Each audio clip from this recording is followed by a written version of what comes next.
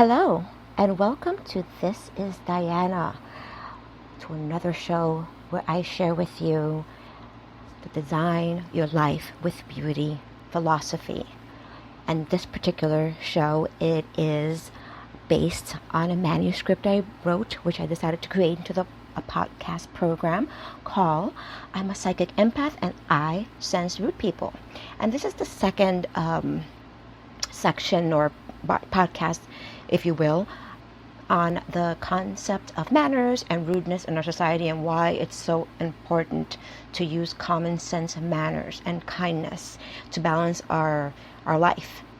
And so I'm going to begin with you to let you know all of this information is available on the website thisisdiana.com, and you will have a written transcript as well as this podcast available for you to hear anytime you wish. So please enjoy that. Contact me if you have any questions. So let's begin. Hopefully you heard the previous and the first introduction to rudeness and manners and the concept of sensing rude people all around us and the consequences that can lead to. And today we're going to talk more about this. One of my philosophies is that social graces are the elixir that lubricates and beautifies our social structure. Without social graces, we just have a really bland life at minimum. And with rudeness, well, forget it, chaos. So what happened to good old-fashioned manners? You don't have to be rich or the elite to show common courtesy, class, and sophistication. I find it a very welcome surprise these days that it is increasingly rare for people to display courtesy, manners, and social pleasantness, and that's disappointing. It shouldn't be a rarity. And this is in particular when we need balance and beauty more than ever with so much stress, trauma, chronic pain, disasters going on. We need a little bit more common sense, balance, and manners. And it just makes life beautiful. And this is what I personally want to bring into this world.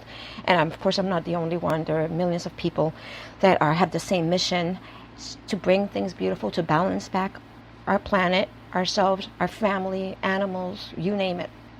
So why don't we start with something that I'm hearing a little bit too often, but people still don't know what it means, and it's defining common sense. Because I say common sense manners a lot, especially in my work with rudeness and in general. So common sense is the ability to behave in a reasonable way that makes good decisions. This is according to Merriam-Webster Dictionary.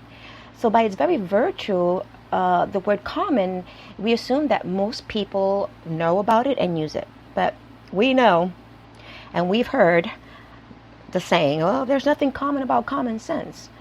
Because a lot of people aren't using common sense. They're not using balance. They're not using, manners and just pleasant behavior. I'm not saying you have to go around kissing everybody. Please, whatever you do, don't do that. What I'm saying is just know what appropriate behavior is. And if you don't know, there is information, there are people, there are shows, there is literature that can help us understand what's appropriate for what context. And nobody's perfect, as we've discussed a million times. God knows, nobody's perfect. But we do want to use common sense.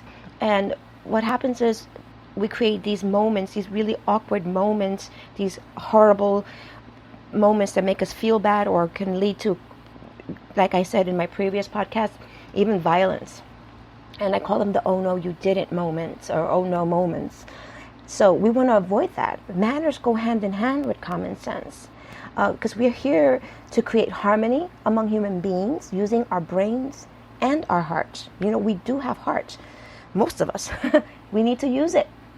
So please know that when I use common sense manners and common sense, this is what I'm talking about. And let's remind each other that it does exist. There is no excuse and there's no room. There's no space for rudeness in a world where there are more than 7 billion people and growing and counting on this planet. There is something about manners that transcends age, race, income, geography, gender, social strata, you name it, religion, whatever. It's good manners. But rudeness and lack of manners does exist. The simplest things can make the biggest difference. Just it can make it a joyous world. It could change somebody's life. It could change your life. It will change your life from a miserable existence. Some of these things, again, I'll say it, as I said in the previous podcasts, include saying things like thank you, excuse me, pardon, may I, nodding in acknowledgement when you can't talk, or even tapping, depending on the sense that's necessary at that time. It doesn't always have to be visual or verbal. So you can do it in very different ways. If you're a visual person or a visual contact, use visual. If there's sound, use sound. There are ways to use manners in all these levels. And, don't listen to those who insist that, manners are associated with just a certain, people that, to be cool is to be like rough and gruff and nasty and rude. I don't know where they got that from. But if you want trouble, believe that. So, before I continue, again, I said that according to Merriam-Webster, manners, common sense is something that we uses reasonable sense in our social society. Huh? So the same thing is with manners. It is good, proper, appropriate. So, behavior is not just, good can be a little tricky, that terminology. But appropriate behavior for appropriate circumstances. And it just is knowing how to behave and where to behave. So that is as simple as I can say it. And just for yourself, think about it. As you sit here and you think about your own life and your own communication with people, how many times have you yourself witnessed someone doing something so rude and so dumb that you say to yourself, oh, no, you didn't. Well, maybe you didn't use those words, but you said, oh my God, I can't believe that just occurred. Or really, did that just happen? That could have been avoided easily. Or, or just fixed and healed if dealt with. Because we all make mistakes. It's okay, pardon me, sorry, whoops, didn't mean that, whatever. And move on. We don't want to hold on to things. But we don't do that sometimes, and it escalates to the point where some people really can't take it anymore, and they explode, and it could be kegs of violence, and that's something that we have to continue to think about. Let's not wait until something happens. Let's be proactive. So again, especially if you're in places where the more people there are, city, a town, a venue, we need more order in these places. And most of the time, we're pretty good at getting around people and getting around structures, getting around obstacles. But sometimes we get a little too mindless. We get a little too on auto mode to the point where instead of auto mode, we're in zombie mode. That's not a good thing, because that's when things can go wrong. The more mindful the more we can be honest with ourselves and say, wow, we lost touch with being mindful, being aware of ourselves and our surroundings, the better we can come to that balance I continue to talk about. And so if we remain in the zombie mode, we are increasing the chances of accidents, collisions, and pleasant interactions with anything, just by ourselves, with our environment, with another person, with a structure. So think about just one person having an accident and losing awareness, and then that escalating to a few people having these interactions and colliding back and forth. Think about hundreds or thousands of other people, again, getting mindless and chaotic. This is what we want to avoid, and this is often what is seen. I see it all the time, and I observe it, and I hear about it, and I read, and I see that there are too many incidents all over the world. I'm not just talking about the United States or New York or cities, Texas or, California. I'm talking the world. I don't care how much technology you have or don't have. The more people we have without law and order, common sense manners, the more we are going to have chaos, disasters, misplaced anger, and things that are just not going to go well. So if you're in this world like I am, and socially, I recommend that, again, we think about this, because the more access we have to information, the more we can change things. And no, we really do have the power, really, to avoid some of this. So again, depending on your mode of communication, which is usually multi-level, whether we do it verbally or body or eye, there are things that we can do to be aware of ourselves and others. And it just takes a few seconds to make a full analysis of ourselves and other person and make common sense decisions. And sometimes, as long as you're aware of these and become more adept at them and still remain mindful, the more we can read each other intuitively and better, just as long as we don't lose sight of that and just become on the mindless side and the zombie side I talked about earlier. For example, sometimes you might instantly like a person or dislike a person, and you might react, again, if you're being in that mindless mode, and react in a way that can be very offensive or inappropriate. And, the best thing to do is, again, take a second and think, what is the appropriate way to react to this situation? Because it's not just you involved here. And the best thing is to use integrity, stay true to yourself, and again, use that common sense, honesty, compassion, whether you like the person or not. Because again, you want to avoid unpleasantness.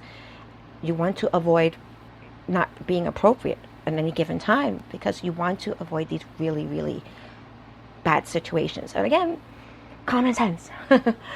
So with that said, let's move on to what's going on with this rudeness. Why is there so much rudeness going on? Because, we know it's there. We know it happens all the time. We know people are getting a little bit too frisky and too comfortable being mean, disrespectful. Well, there are very, very, very, very many reasons. So if you're wondering why, in this, with human beings, with our brains, they're really complex and interesting and wondrous, that we become this creature of stupidity sometimes. Why? Well, there are a lot of reasons. These are just some of the ones that I can think of. Maybe there are things that you can think of, things that I missed, or things that you agree with or even disagree with. I'm more than happy to have you let me know.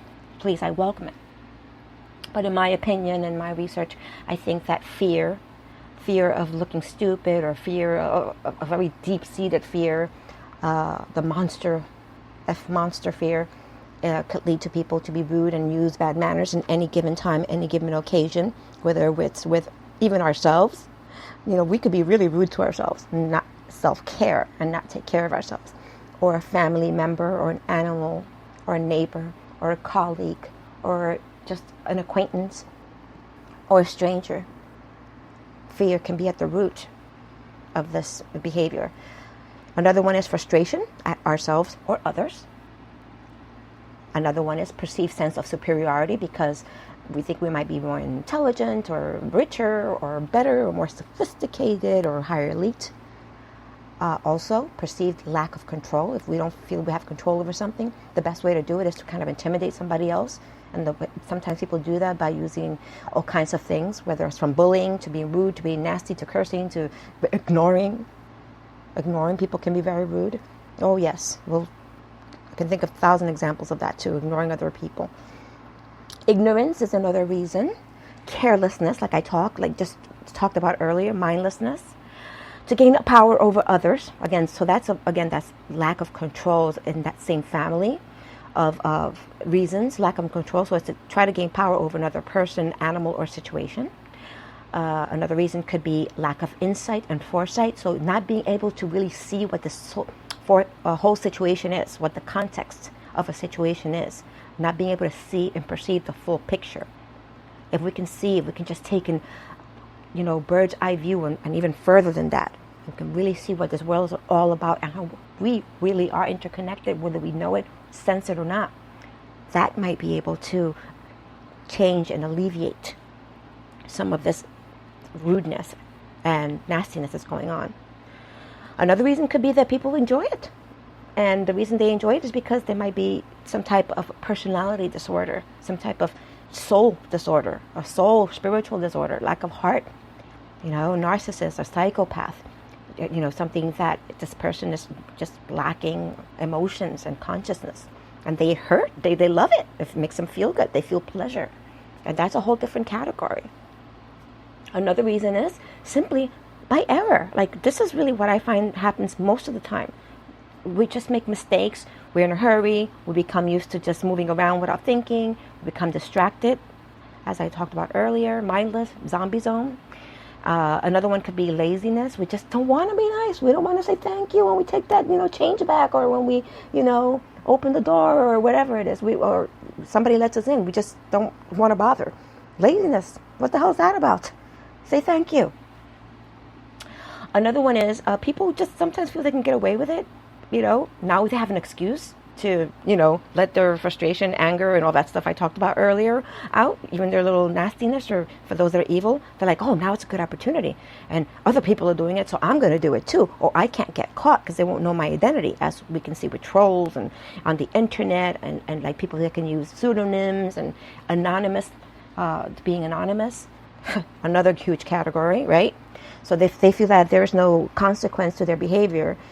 They can get away with it, they will do it. But I got some news for you. There are always consequences, whether you believe it or not. There will be consequences. Why not be proactive and avoid it? Why not? Think about that. So another one is, and it's associated again with all of these, is again thinking that being rude is somehow like an elite thing. It's like a power, that somehow it's a personality, quality, strength. And that, being kind to people is a weakness.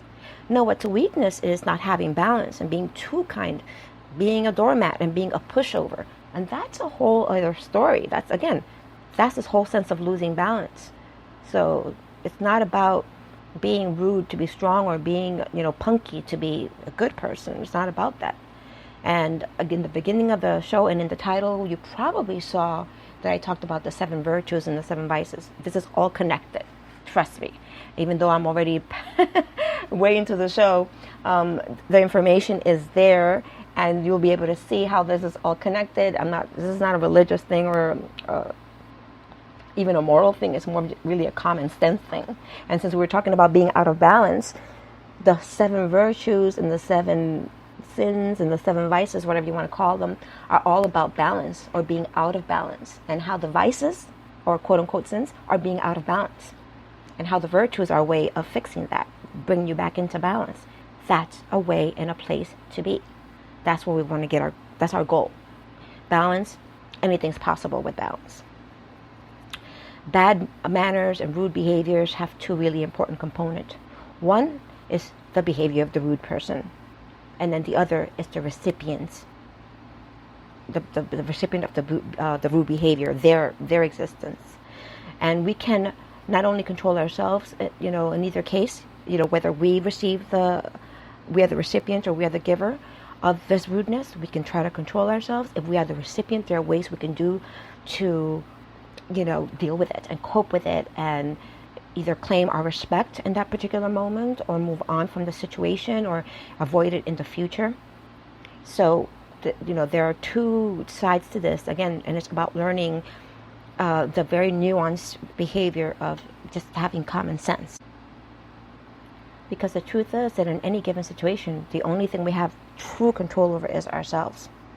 The biggest and holiest power we have is really over ourselves.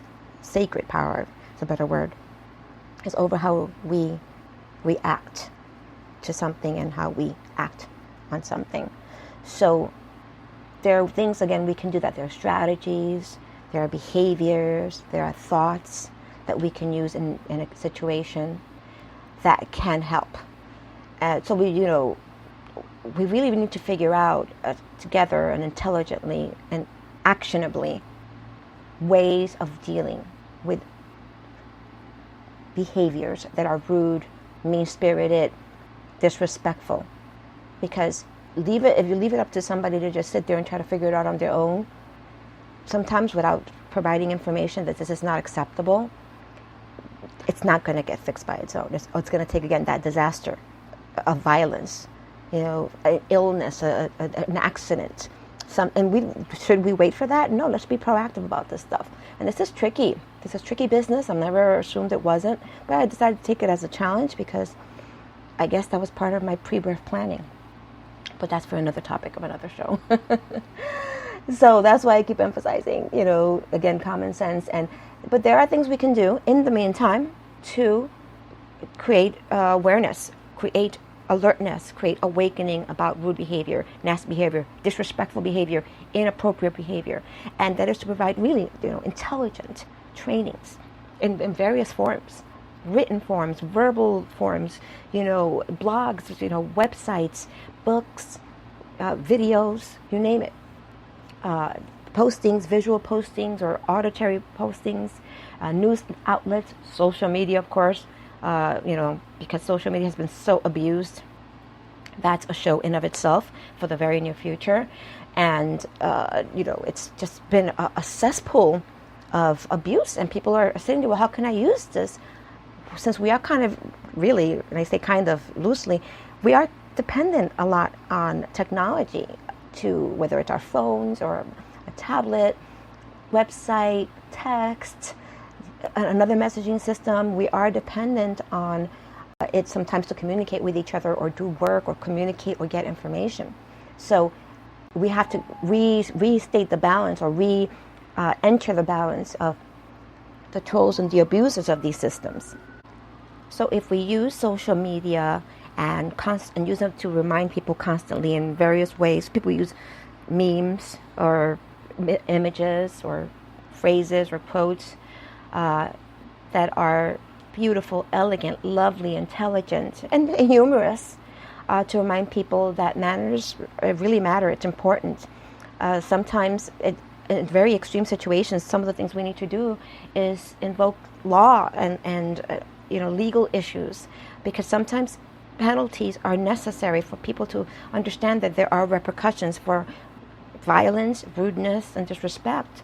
And people really do get out of control. And there are things we may have to do that, require a more stronger enforcement of, ideally you want community involvement, where we just agree as a social structure, okay, this is not behavior that's going to elevate us and make us feel good, make us grow, make us develop, make us creative, make us better, right? We can agree on that.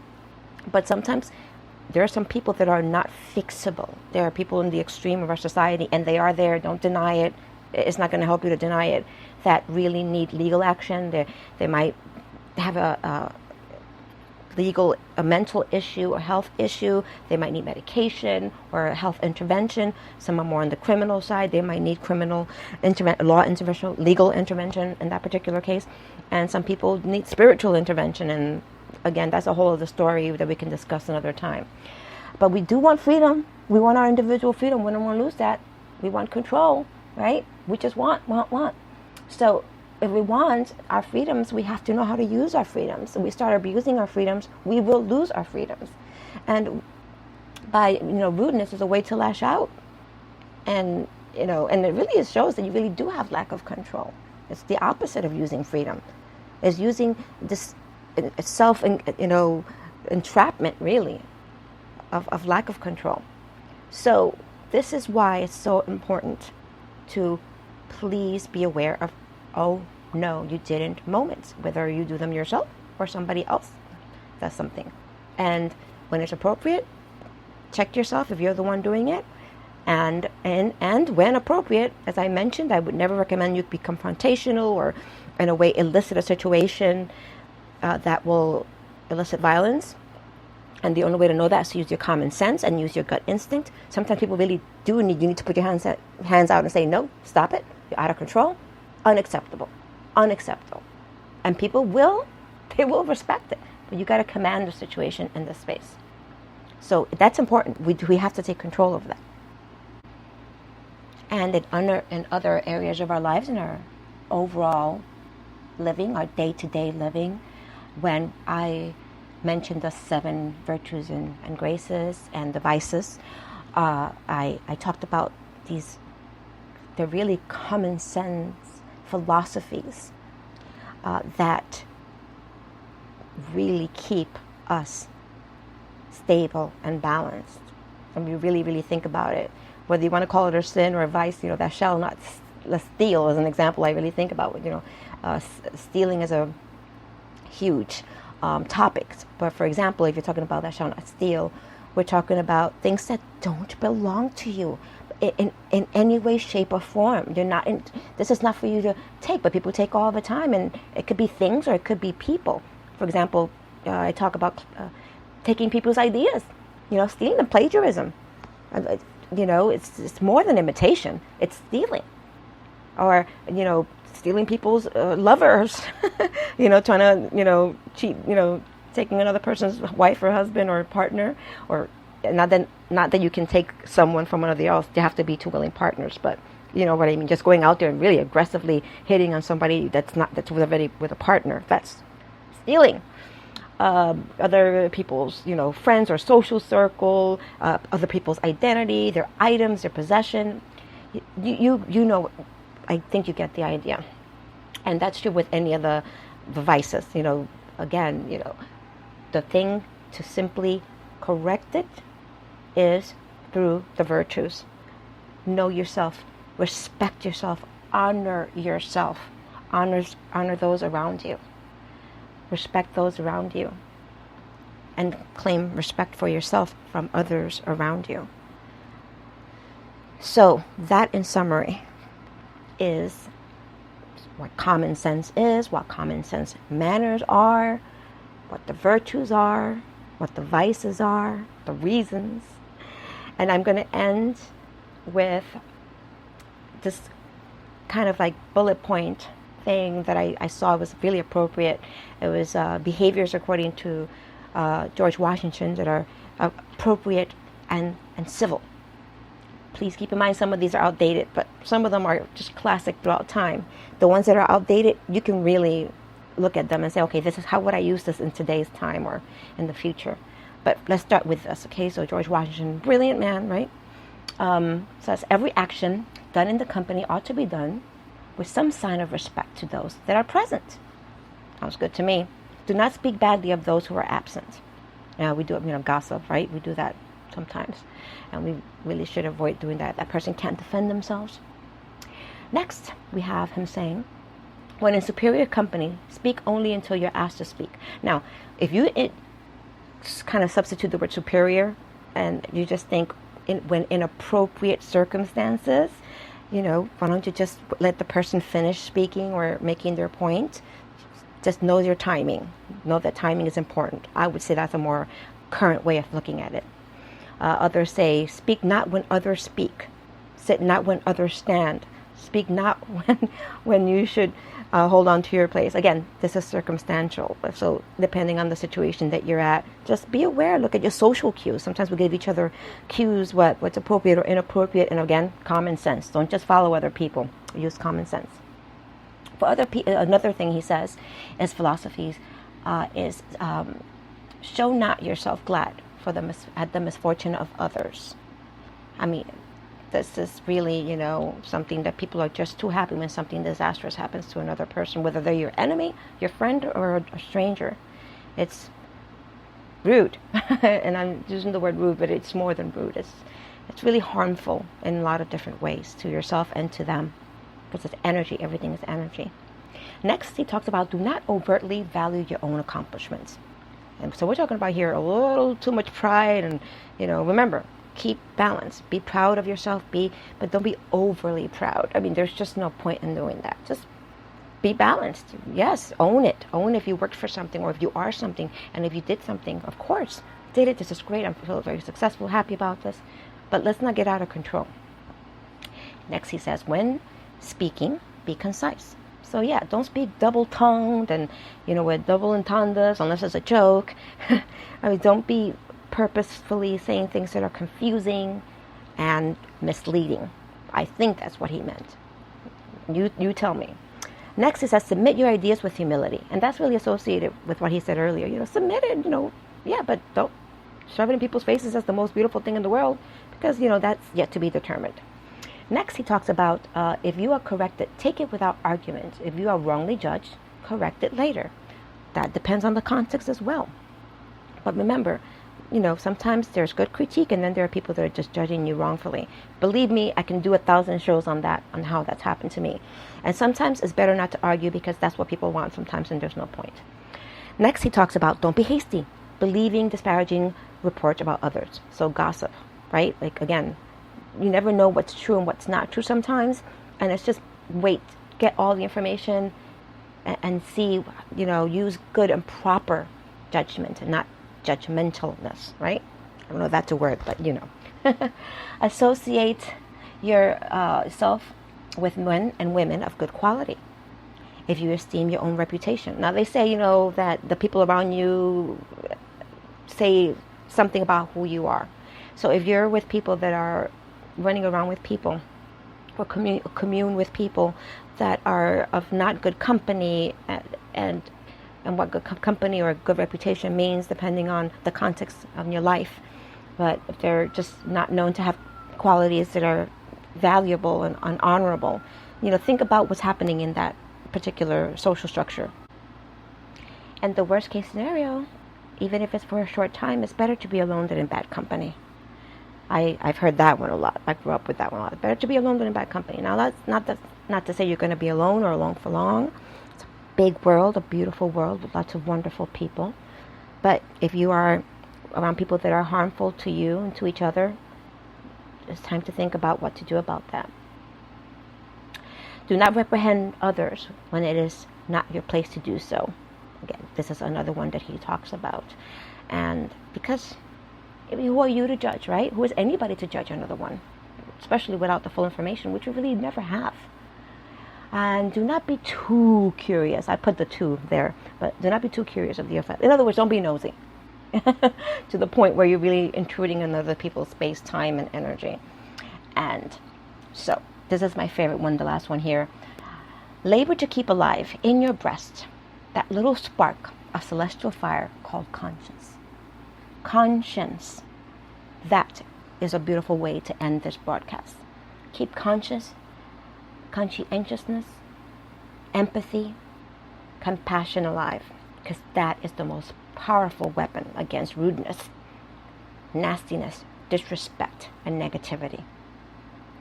And that is how I'm going to end this show, with another reminder to you that if you have any questions or any topics you'd like to discuss in the future, let me know. Let me know what your comments are, what your questions are. And I'm also going to be discussing in future podcasts about specific places, public versus private behavior, spaces and hygiene, and all kinds of topics that are really relevant when it comes to manners and rudeness and kindness and balance. So if you have any questions, again, remember, check thisisdiana.com. Thank you for joining me. What a pleasure it is to do another broadcast for you. I hope you enjoyed it. And thank you so much, and I'll see you next time.